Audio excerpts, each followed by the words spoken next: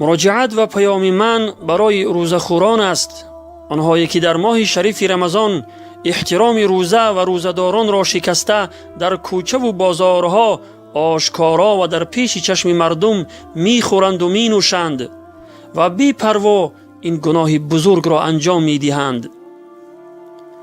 برادر و خواهر عزیز، بشنو از من پیام خدا و آفریدگارت را که درباره روزه ماه رمضان به تو چی میفرماید.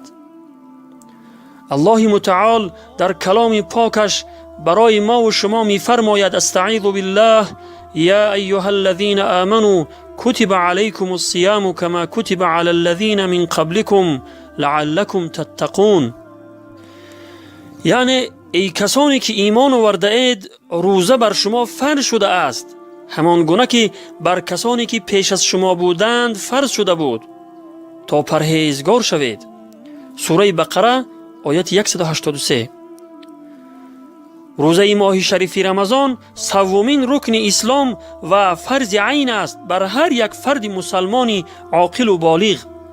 پس اگر شخص روزه ندارد از دو حالت خالی نیست. یکی از جهت جهد و انکار روزه ندارد، یعنی فرض بودن روزه را قبول نداشته باشد و گرفتن روزه را ضروری نداند، و دیگر از جهت تنبلی و سستی روزه ندارد. در صورت اول، یعنی اگر از جهت جهد و انکار روزه ندارد و فرض بودن روزه را قبول نداشته باشد، چون این شخص به اتفاق تمام فقها و مجتهدین اهل سنت کافر و از دایره اسلام خارج است، اگرچه نماز بخواند و دیگر اعمال اسلامی را انجام دهد.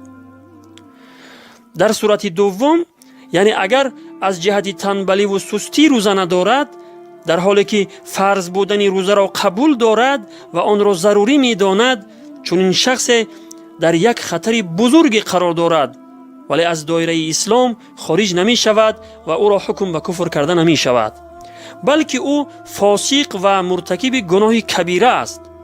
بر او لازم است که از این گناه بزرگ که ترک روزه ماه شریف رمضان و شکستن سومین رکن اسلام است توبه نصوح کرده به سوی خداوند بازگردد.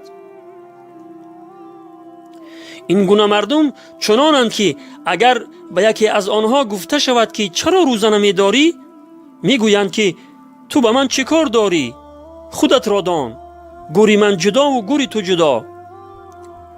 یا بهانه جویی کرده میگویند که من بیمار هستم، یا همین طور میگویند که روزه گرفته نمیتوانم. همه اینها دلالت بر آن میکند که این گونه مردم از تعلیمات اسلامی خیلی دور مانده اند، که گناه بودن روزه خوری را احساس نمی کنند، چون که عظمت و بزرگی گناه روزه خوری در دلهایشان جای نگرفته است. اگر این برادران و خواهران ما از آن وعیده هایی که پیامبر خدا صلی الله علیه و سلم برای روزخوران بیان کرده اند خبردار می بودند و چگونگی عذاب دردناک روزخوران را درک می کردند، هرگز روزه را ترک نمی کردند و این گونه بی‌پروایانه گناه بزرگ را در پیش چشم مردم انجام نمی دادند. برادر و خواهر عزیز، بشنو از من حدیثی را که پیامبر خدا صلی الله علیه و سلم در آن عذاب دردناک روزخوران را ذکر کرده وعید سخت بیان فرموده اند.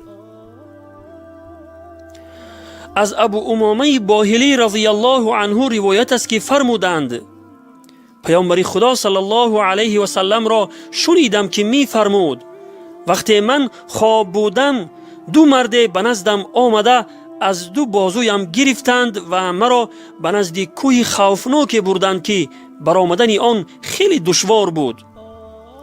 و من گفتند که برا. من گفتم که برآمدن نمیتوانم. گفتند که برا، ما برآمدن را برایت آسان میکنیم. پس وقتی که به بالای کوه برآمدیم آنجا آوازهای شنیدم. گفتم این چه آوازهایی است؟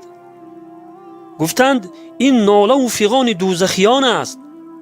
بعد از آن گذشته رفتیم. آنگاه مردمی را دیدیم که از رگ غفصی بالای پاشنه پایه هایشان آویزان و هر دو طرف دهانهایشان دریده و خون می چکید. پس گفتم که اینها کیستند؟ گفتند اینها مردمی هستند که پیش از فرارسیدن وقت افطار می کردند. به روایت ابن حبان و ابن خزیمه. برادران و خواهران عزیز، این است عذاب شخصانی که روزه داشتند ولی پیش از فرارسیدن وقت افطار قصداً افطار کرده روزهشان را فاسد کرده اند. پس چگونه است حال کسانی که اصلاً روزه نمی دارند و این گناه بزرگ را در پیش چشم مردم انجام می دهند؟ پناه به خداوند از این گونه عذاب و عقوبت دردناک.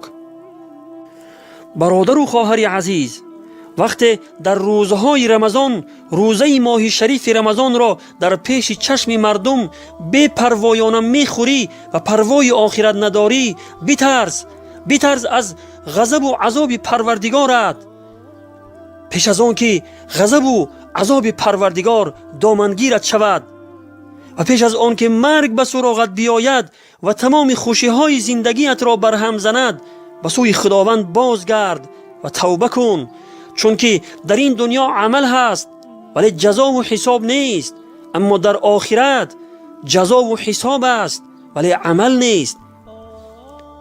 بدان و آگاه باش که شخصی اگر توبه کرده به سوی خداوند بازگردد، خداوند مهربان توبه اش را میپذیرد و شخصی که یک وجب به سوی خداوند قریب می شود، خداوند مهربان به سوی او یک ذراع نزدیک می شود و خداوند بی نهایت مهربان است و دروازه توبه اش همیشه باز است.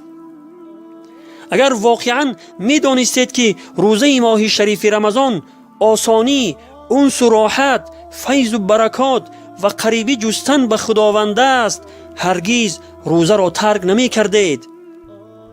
برادر و خواهر عزیز، در این سخن پروردگارت کمی اندیشه کن که بعد از بیان فرضیت روزه چی می فرماید؟ استعیذ بالله یرید الله بكم اليسر ولا یرید بكم العسر، یعنی خداوند برای شما آسانی می خواهد و برای شما دشواری نمی خواهد. و بعد از این در آخر آیت می فرماید استعیذ بالله ولعلکم تشکرون، یعنی و باشد که شکرگزاری کنید. پس این روزه ماه شریف رمضان واقعا یک نعمتی هست که مستحق شکر است و از همین جهت بود که بعضی اهل سلف صالحین آرزو می کردند که تمام سال روزه باشد. خداوند همه ما را توفیق داشتن روزه را نصیب و روزی بگرداند و همه ما را به راه صراط المستقیم هدایت فرماید. و السلام علی من اتبع الهدى. از گناه و معصیت ها خسته و درمانده ایم، ماه عفو بخشش رحمان کجا هستی؟ بیا ما همه مشتاق هر لحظه ز شبهای توییم، ای فضیلت های بی پایان کجا هستی؟ در فراقت همچو مرغی ناله ها سر دادیم، ما چو شمعی